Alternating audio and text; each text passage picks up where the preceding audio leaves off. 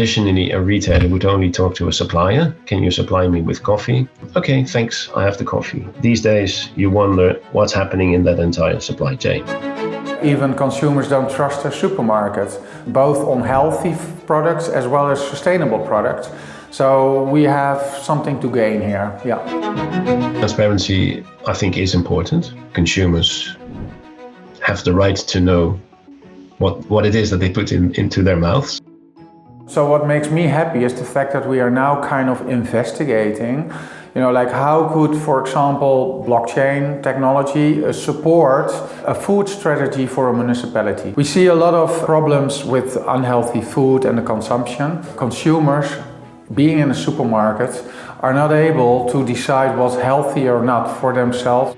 And some say, well, transparency is also very important because then the consumer will go for the more sustainable option. I think the reality is most consumers will go for the cheapest option. Consumers will be more conscious, and from consciousness also they are going to be influential on the system. They will find their way in getting supermarkets acting and selling and purchasing products in the way they want. So yes, people need to change their diets, people need to eat less meat, more vegetables. But if we now start shouting, we no longer should be using animals for any food production, then we lose, well, I suppose even the majority of the consumers, so that doesn't work.